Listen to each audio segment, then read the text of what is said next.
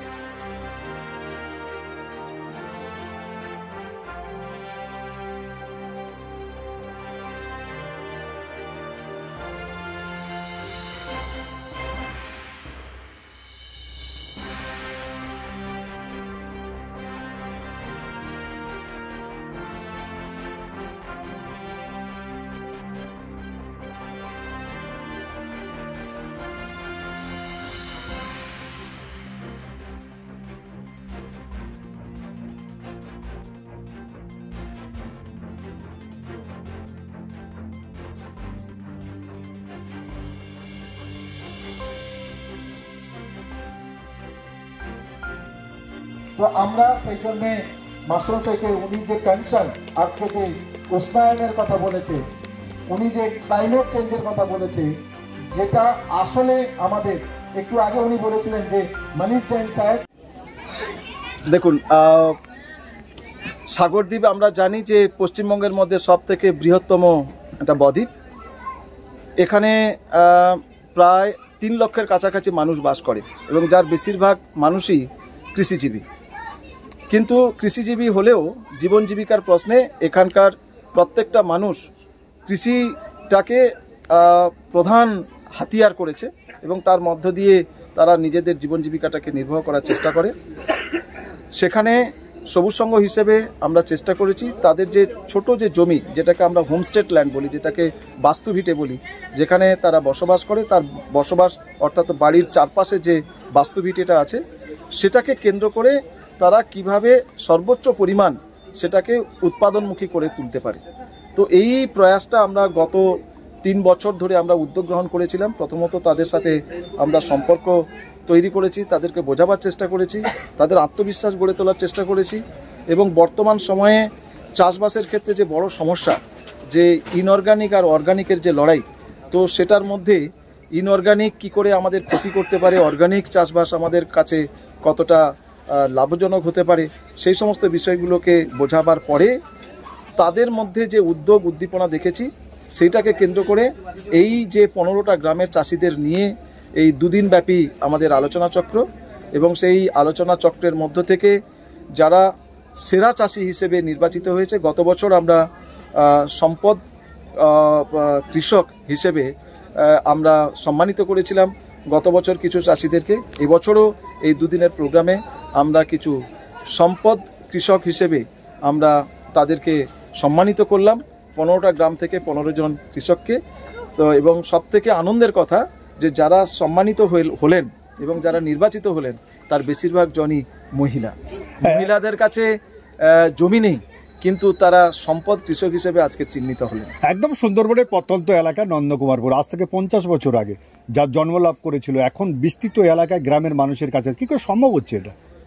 দেখুন, এটা মানে কি বলবো, একটা সিভিল সোসাইটি অর্গানাইজেশন, একটা অসরকারি সংগঠন, তাদের যে স্বপ্ন, তাদের যে ভিশন, সেই ভিশনের লক্ষ্যে আমাদের যে উদ্যোগ, আমাদের সমস্ত কর্মী বন্ধু এবং সবথেকে বড় কথা হচ্ছে যে এলাকার যে সমস্ত মানুষজন, তাদের সাথে সম্পর্ক রেখে তাদের কথা, তাদের সমস্যার কথা, তাদের সম্পদকে চিহ্নিত করে যে পরিকল্পনা আমরা রূপায়ণ করি, সেটাকে নিয়ে আমাদের সমস্ত কর্মী বন্ধুরা প্রত্যেকটা জেলায় জেলায় আমাদের এরকম ইউনিট আছে, তারাই কাজটাকে করে। এখানে আমাদের কোনো কৃতিত্ব নেই সেই অর্থে। মূলত দেখা যাচ্ছে যে যারা সম্বর্ধনা পেলেন তারা প্রত্যেকেই বলছে সবুজ সংঘের কাছ থেকে একটা সাহায্য পেয়েছেন। আপনি এই যে ভার্মি কম্পোস্ট, কিছু সার যেগুলো তৈরি হচ্ছে বা আইপিএম পদ্ধতি চাষ হচ্ছে, এটা কি ট্রেনিং দিয়ে সাহায্য করা হচ্ছে না আর্থিক সাহায্য করা হচ্ছে? দেখুন, আমাদের এই প্রকল্পের 2টো দিক ছিল।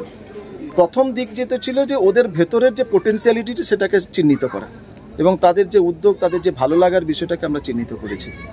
দ্বিতীয় যেটা উদ্যোগ ছিল যে তাদের মধ্যে কিছু আত্মবিশ্বাস এবং এতদিনের যে প্রক্রিয়া, সেটারও একটা পরিবর্তন নিয়ে আসার, অর্থাৎ তাদের মানসিকতার পরিবর্তনের একটা চেষ্টা করেছি। 3 নম্বর যেটা আমরা করেছি যে তাদের কি করে ক্ষমতায়ন করা যায়, তাদের ক্যাপাসিটি বিল্ডিং কি করে করা যায়, এবং সবশেষ যেটা করেছি সামান্যতম আমাদের অর্থনৈতিক সাহায্য, মোটামুটি 7-8 হাজার থেকে শুরু করে প্রায় 20,000 টাকা পর্যন্ত এক বিভিন্ন প্রকল্পের মধ্যে সেক্ষেত্রে করেছি। তার মধ্যে ভার্মি কম্পোস্ট, পুকুর কেন্দ্রিক মিশ্র চাষ, সেক্ষেত্রে প্রাণী সম্পদ বিকাশ, সেখানে পান চাষ, সমস্ত বিষয় নিয়ে যার যেটা মানে দরকার সেই মতো করেই আমাদের কর্মী বন্ধুরা গ্রামে গ্রামে তারা কাজ করেছে, তাদেরকে সাহায্য করেছে। 15টি স্টল বসেছে, আপনি কি বলবেন সবুজ সংঘের মানে প্রযুক্তিতে চাষ করে সবাই এসছে? দেখুন, এই যে 15টা যে স্টল, এটা তারা একটা গ্রামকে প্রতিনিধিত্ব করছে। একটা গ্রামের তারা একটা স্টল হিসেবে, গ্রামে তো অনেক মানুষ, কিন্তু কতিপয় চাষি যারা আমাদের সাথে কাজ করেছে তারা বাকি লোকেদের কাছে এটা তুলে ধরার চেষ্টা করছে, যাতে করে বাকি চাষিজন তারা যাতে অনুপ্রাণিত হয়, তাদের প্রয়োজনটা সেখানে মেটাতে পারে এবং তারাও এই কাজের মধ্যে নিজেকে যুক্ত করতে পারে। আপনার পরিচয়? আমার নাম অংশুমান দাস, আমি এই সবুজ সংঘের সম্পাদক নির্দেশক হিসেবে। সবুজ সংঘ এই বার্তা দিতে চাইছে এই কৃষি মেলার মাধ্যমে যে আগামী দিনে যে পরিবর্তন চাষিদের মধ্যে আসুক, তারা রাসায়নিক কীটনাশক বর্জন করে জৈব সারের মধ্যে থেকে চাষবাস করে তাদের ফসলটাকে লাভবান করে তুলুক। সেই সঙ্গে সঙ্গে যে পরিবেশ দূষণ কিংবা মানুষের যে অত্যাধুনিক যে ক্যান্সার থেকে শুরু করে যে মারণ রোগ হচ্ছে রাসায়নিক কীটনাশকের মাধ্যমে, এই কৃষি মেলার মাধ্যমে সেই আমরা জানান দিতে চাইছি যে এই 2 দিনের মেলায় যে আগামী দিনে যে চাষিরা তাদের পরিবর্তন করুক, তারা রাসায়নিক কীটনাশক বর্জন করে তারা জৈব সারের মাধ্যমে চাষবাস করে তাদের লাভবান হোক এবং তারা তাদের পরিবারকে অনেক সচ্ছল এবং সুন্দর করুক। আপনার পরিচয়? আমি গণেশ চন্দ্র দাস। সবুজ সংঘের পরিচালনায় আজকের সমতিনগরে যে গ্রামীণ কৃষি মেলার আয়োজন করেছেন, আমি প্রথমে ওই সবুজ সংঘের যারা কর্ণধার তাদেরকে আমি আন্তরিক ধন্যবাদ এবং কৃতজ্ঞতা জানাই। কারণ এই আলোচনার মধ্য দিয়ে আমাদের কৃষক বন্ধুরা তারা যে কৃষি আমাদের ভিত্তি, শিল্প আমাদের ভবিষ্যৎ। যদি কৃষি আমাদের ভিত্তি হয় তাহলে সেই কৃষি উৎপাদনের ক্ষেত্রে বিভিন্ন সেমিনারের মধ্য দিয়ে কী ধরনের সার প্রয়োগ করার দরকার আছে এবং সেখানে জমির সয়েল টেস্ট করার দরকার আছে, তার জন্য যে মাটি পরীক্ষা কেন্দ্র করা যায় কিনা মাটি পরীক্ষা কেন্দ্র করতে হবে।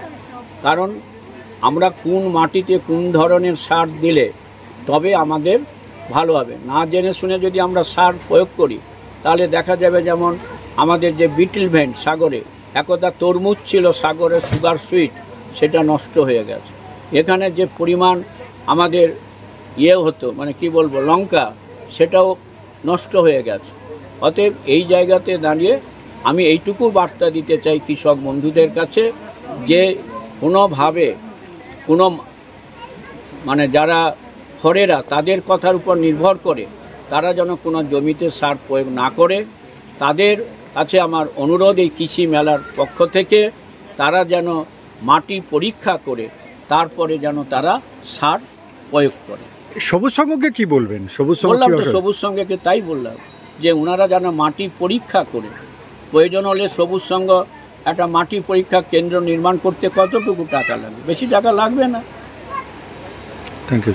প্রয়োজন হলে ওনারা যদি চান, আমার সুন্দরবন দপ্তর যেটা রুদ্রনগরে আছে ওইখানে যে আমাদের ল্যাবরেটরিটা আছে সেই ল্যাবরেটরিটা আমরা ওনাদের সঙ্গে চুক্তি করে দিয়ে দিতে পারি। Thank you. মাটি পরীক্ষা ছাড়া কিন্তু কোনোভাবে কোনো সার যদি আপনি প্রয়োগ করেন তাতে কিন্তু সামগ্রিকভাবে কৃষির কোনো উন্নতি হবে। এখনকার দিনে যেটা দরকার সেটা হচ্ছে জৈব সার দরকার। আজকের কেঁচো সার, কোন নাইট্রোজেন যদি দরকার হয় নাইট্রোজেন দিতে হবে। সেখানে যদি আপনারা দিয়ে দেন, ইউরিয়া দিয়ে দেন, তাহলে কি কাজে লাগবে? এখন যেমন আমাদের ডাক্তারবাবুরা প্রেসক্রিপশান করে, তার আগে বলে আপনার ব্লাড টেস্ট করুন, টেস্ট করুন, বিভিন্ন টেস্টের পরে তবে তারা ওষুধ আইডেন্টিফাই করে, তার আগে কিন্তু করে না। আপনারা নিশ্চয়ই সাংবাদিক বন্ধুরাও জানেন। ধন্যবাদ।